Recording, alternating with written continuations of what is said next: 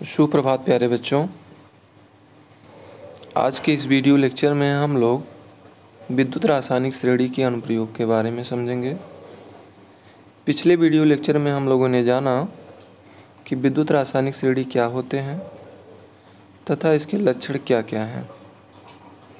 तो आइए आज देखते हैं। इसका पहला अनुप्रयोग कहता है कि विद्युत रासायनिक श्रेणी में जो धातु जितना ऊपर होती हैं, अर्थात जिनका मानक अपचयन विभव जितना कम होता है, वह उतनी ही अधिक क्रियाशील व प्रबल अपचायक होते हैं। तो आपने विद्युत रासायनिक श्रेणी में देखा था, लिथियम जो होता है इसके मानक अपचयन विभव का मान ऋणात्मक में था, यानी सबसे कम था। इसलिए हम इसको कह सकते हैं कि इसका अपचायक विभव जो होगा वो सबसे ज़्यादा होगा और अपचयन विभव सबसे कम होगा, यानी इसके अंदर इलेक्ट्रॉन त्यागने की प्रवृत्ति सबसे ज़्यादा होगी और ग्रहण करने की प्रवृत्ति सबसे कम। ठीक है। इसी तरह से दूसरा अनुप्रयोग कहता है कि अगर हम हाइड्रोजन के ऊपर स्थित धातुओं को जल के साथ अपक्रिया कराएं या अम्ल के साथ अपक्रिया कराएं। ठीक है, जल के साथ अपक्रिया कराएं। जैसे हम ले रहे हैं सोडियम Na प्लस H2O। ठीक है। तो अगर इसके साथ अपक्रिया कराएंगे तो आप देख रहे हैं ये बन जाएगा 2NaOH plus H2। Hydrogen gas निर्मुक्त हो रहा है, क्योंकि सोडियम जो होता है वो विद्युत रासायनिक श्रेणी में हाइड्रोजन के ऊपर होता है, इसलिए इसकी क्रियाशीलता जो होती है ज़्यादा होने के कारण ये जल से हाइड्रोजन को विस्थापित कर देती है। इसी तरह से अगर कोई अम्ल ले लेते हैं, अम्ल जैसे H2SO4 को अगर हम किसी धातु जैसे सोडियम या लिथियम के साथ अपक्रिया कराएं तो ये भी क्या करता है, Na2SO4 प्लस H2 यानी हाइड्रोजन गैस निर्मुक्त करता है। ठीक है बेटा, आगे चलते हैं। तीसरा लक्षण कहता है कि विद्युत रासायनिक श्रेणी में जो धातु अधिक ऊपर हैं या जिनका मानक अपचयन विभव बहुत कम है, वे ठंडे जल से क्रिया करके H2 को निर्मुक्त करते हैं।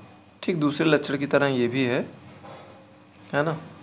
तीसरा लक्षण कहता है, तीसरा क्या चौथा है, विद्युत रासायनिक श्रेणी में जो अधातु जितने नीचे होती हैं, अर्थात जिनका E0 या मानक अपचयन विभव जितना अधिक होता है, वह उतना ही अधिक क्रियाशील एवं प्रबल आक्सीकारक होते हैं।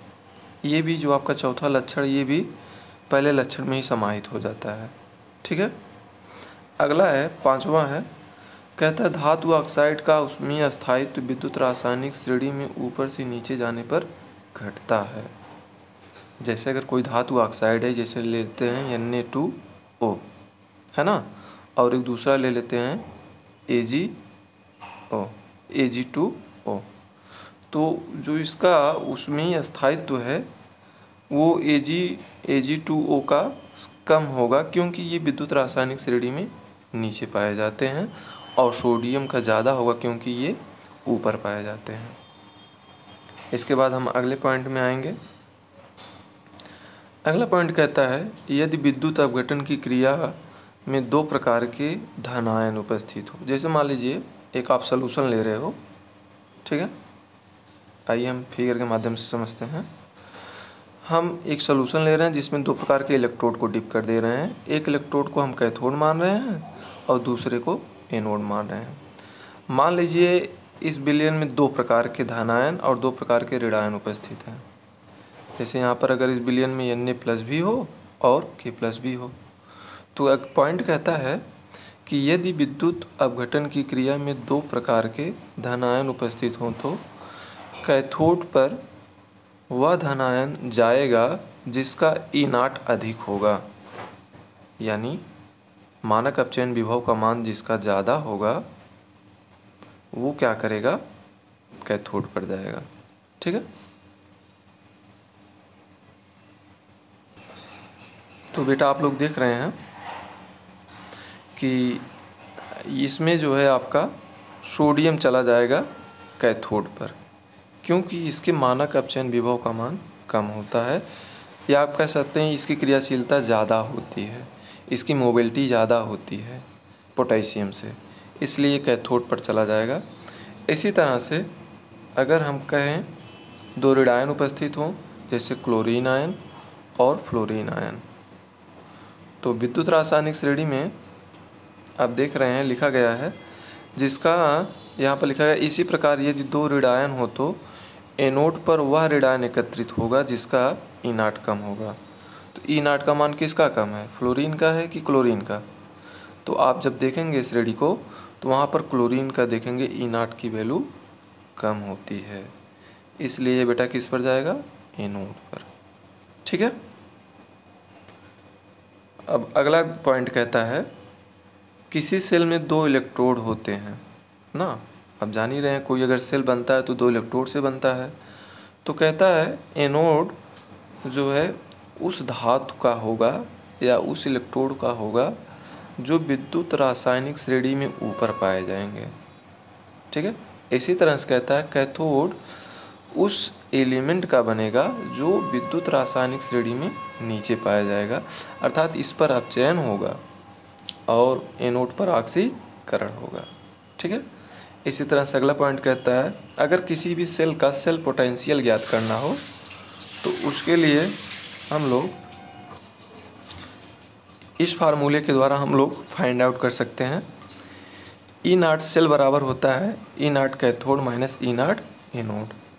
तो ये आपका फार्मूला है, इस फार्मूले से हम लोग सेल पोटेंशियल ज्ञात करते हैं। ठीक है। अगला पॉइंट कहता है यदि सेल यानी E0 सेल पॉजिटिव में हो तो सेल कार्य करेगा, और अगर निगेटिव में आए तो सेल कार्य नहीं करेगा। ठीक है। इस तरह से लास्ट पॉइंट कहता है विद्युत रासायनिक श्रेणी में ऊपर स्थित धातु अपने से नीचे स्थित धातु को उसके विलयन या उसके लवण के विलयन से विस्थापित कर देता है, क्योंकि ऊपर वाली धातु अधिक क्रियाशील होती है।